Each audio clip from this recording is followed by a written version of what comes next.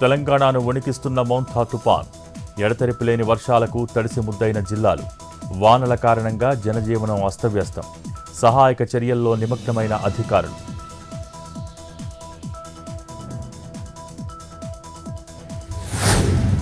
వరంగల్, హన్మకొండ జిల్లాలకు red alert.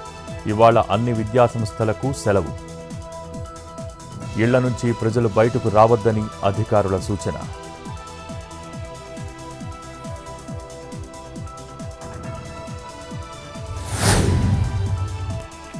నేడు తెలంగాణలో ఓపెన్ 10th ఇంటర్ పరీక్షా ఫలితాలను వెబ్సైట్లో ఉంచనున్న అధికారులు.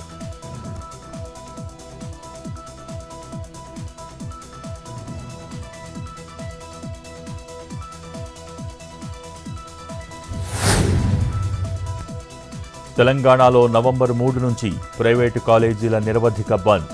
ఉన్నత విద్యాసంస్థల సమాఖ్య జనరల్ బాడీ మీటింగ్లో నిర్ణయం. నవంబర్ 1లోపు 900 కోట్ల బకాయిల విడుదలకు డిమాండ్. లేని పక్షంలో నిరవధిక బంద్కు పిలుపు.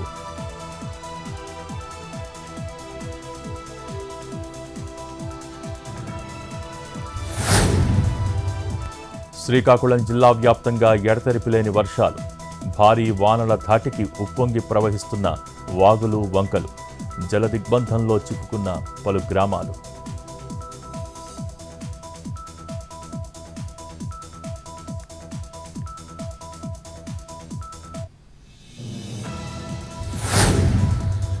విజయనగరం జిల్లాను ముంచేసిన మౌంథా తుపాన్.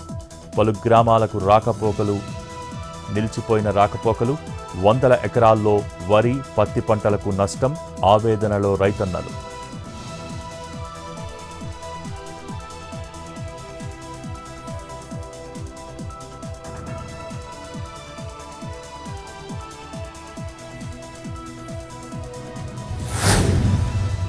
తెలంగాణ కేబినెట్ విస్తరణకు ముహూర్తం ఫిక్స్.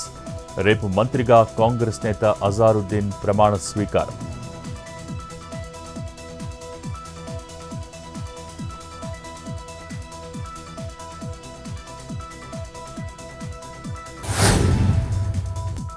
ఇవాళ రేపు ఢిల్లీలో జరగనున్న భారత్ రైస్ కాన్ఫరెన్స్లో పాల్గొనున్న తెలంగాణ పౌర సరఫరాల శాఖ.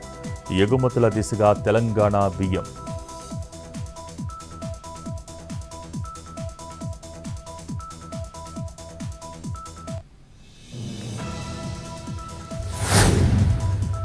మహిళలకు 33% రిజర్వేషన్పై రచయిత, జర్నలిస్ట్ సతీష్ చందర్ పుస్తకం. వ్యంగ్య శైలిలో 3 ముడులు, 33 కథల సంకలనం. రచయిత్రి ఓల్గా చేతుల మీదుగా ఆవిష్కరణ.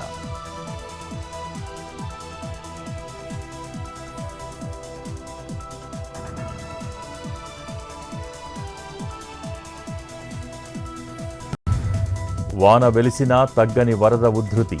ఏపీలో నిండుకుండల్లా రిజర్వాయర్. ప్రమాదకర స్థాయిలో అనకాపల్లి జిల్లా రైవాడ జలాశయం.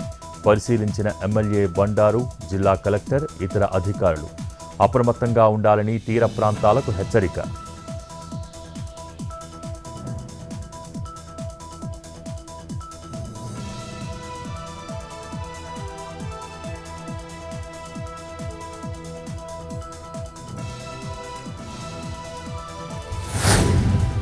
తొలిసారిగా పూర్తిస్థాయి ప్రయాణికుల విమానాలను తయారీ చేయనున్న భారత్. సహకారం అందించనున్న రష్యా సంస్థ యునైటెడ్ ఎయిర్ క్రాఫ్ట్ కార్పొరేషన్.